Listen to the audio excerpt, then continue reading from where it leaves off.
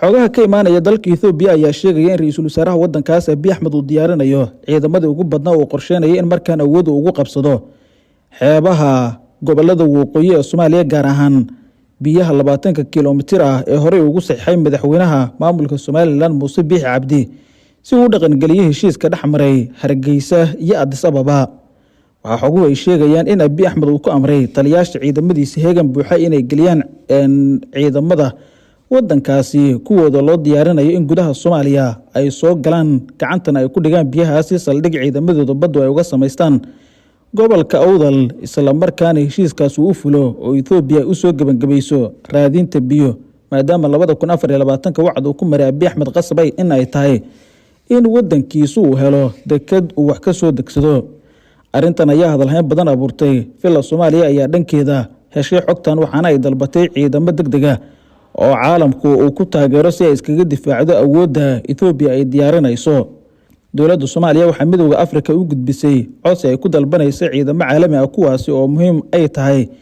in la helo wixii ka dambeeyay bisha December ee sanadan si ay qayb kaga qaataan howlgallo ballaaran oo dowladda ay diyaarinayso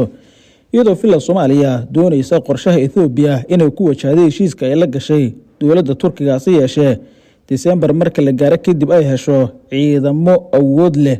oo midowga Afrika uga yimaada. codsigan ayaa la xiriira ciidamo caalami ah howlgalka kala wareega ciidamada ADMIS oo qorshuhu uu yahay in ay dalka ka baxaan 2024 dhamaadkeeda waxaana u muuqataa dowladdu inay cabsi ka qabto in kaliya ciidamadeeda haddii amniga ay ku soo haraan suurtagal ay tahay duulaamo inay la kulanto. ciidamada ADMIS ayaa dhamaadka sanadan ka baxaya Soomaaliya waxaana hadda socota dhimista ciidamadaas iyada oo qaybtii shanaad wadanka ay ka baxday. dowladda ayaa midowga Afrika ka codsatay inay la wareegto howlgalka caalamiga ah si loo helo ciidamo bedela ADMIS. howlgalkaas ayaa bilaabanaya 1 bisha Janaayo ee sanadka 2025. ciidamadaas ayaa la qorsheynayaa inay dalka ka sii howlgalaan muddo hal sano ah sida hore ay u shaaciyeen mas'uuliyiin ka tirsan dowladda Soomaaliya. golaha amniga iyo nabadda ee midowga Afrika ayaa soo saaray qoraal ay ku sheegayaan in kulamo ay ka yeesheen 26 bishii Maarso iyo sidoo kale 3 bishii Abriil dowladda Soomaaliyana ay la qaateen waxaana xog ay ka siiyeen halka uu marayo qorshaha howlgalka cusub ee Soomaaliya loo diyaarinayo kadib dhamaadka howlgalka ciidamada nabad ilaalinta midowga Afrika ADMIS. qaraar uu saxiixay golaha ammaanka ee qaramada midoobay ayaa horey loogu ogolaaday qorshahan waxaana hoosta laga xariiqay in la ilaaliyo guulaha laga gaaray dagaalka ka dhanka ah kooxda AS. golaha ammaanka ee qaramada midoobay iyo midowga Afrika ayaa ballan qaaday inay ka go'an tahay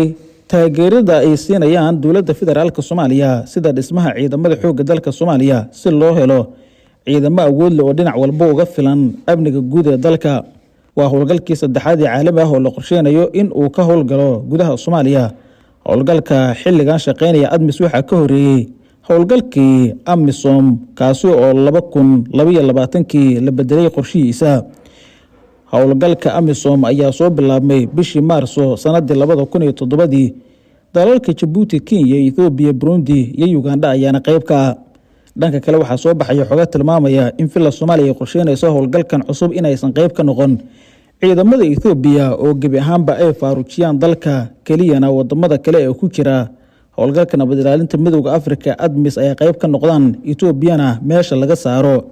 arrintaas ayaa culays badan waxa ay ku saaraysaa dowladda midowga Afrika. Ethiopia dhankeeda waxay ku adkeysanaysaa in hadiiba ciidamo shisheeye ay sii joogayaan gudaha Soomaaliya iyagu xaq ay u leeyihiin. xilli hore ay ugu dooday xukuumadda Addis in haddii ciidamadeedu ay ka baxaan gudaha Soomaaliya Muqdisho aysan nabad sii ahaan doonin dowladuna aysan sii jiri doonin oo ay iyaga ku taagan tahay. waxaa isha lagu wada hayaa dhaqdhaqaaqyada siyaasadeed ee socda iyo sidoo kale qorshayaasha Ethiopia oo dowladda ay doonayso markan in gudaha dalka laga cirib tiro si aysan duulaamadeedu amaba dagaal la galaa gudaha Soomaaliya uga bilaaban ee la isku qabto xuduudka duulaanka ay ku soo yihiin.